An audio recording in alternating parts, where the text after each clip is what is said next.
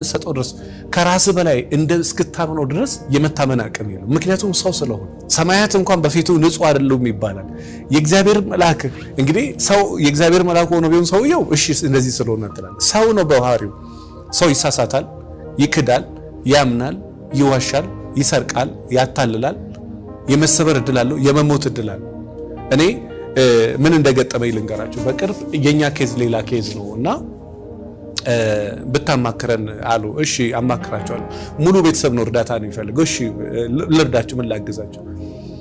ቪዲዮ ላይ ስታወራ ሰምተናል እና ከኛ ቤት በቃ በታሪክ ትሞታለች ያልተባለች እናታችን ሚስት ነው የቀበርነው። እኔ በቃ አሁን በድኔ ነው የሚያወራክ።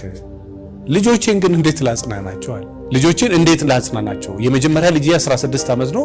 ከዛ በታች 14 አለ። ከዛ በላይ ደግሞ የ7 ዓመት ልጅ አለና እንዴት ላረጋጋቸው? ምን ብዬ ላውራል?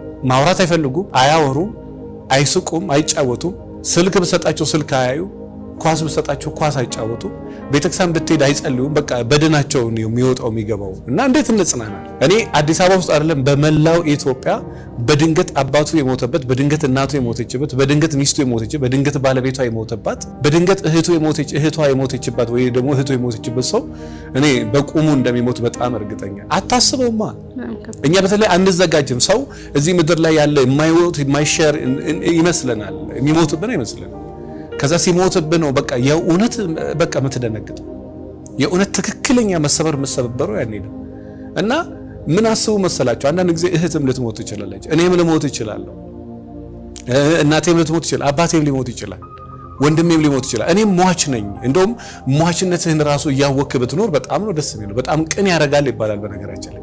እንደምትሞት እያወቅህ ከሆነ ወደ በጎ ነገር የመመለስ እድል በጣም ሲበዛ ጥሩ። ከዚህ በፊት ብያቸዋለሁ። የዓለማችን ታዋቂ አንዳንድ ዩኒቨርሲቲዎች ላይ የራስ ቅል የሰው ልጅ አጥንቱ ከሞተ በኋላ አጥንቱ ዩኒቨርሲቲ ውስጥ ይደረገ። ምክንያቱም በጣም እንዳይታበይ።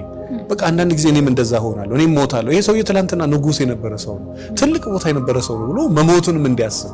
አለበዛ እንረሳለን። መሞትን ስትረሳ ደግሞ እድሜ ልክ በቃ ቆመ እንደ ሐውልት የምትኖር ነው ሰው። ግን አይደለም። እና ምንድነው ነጥቤ? Shave it, dove it.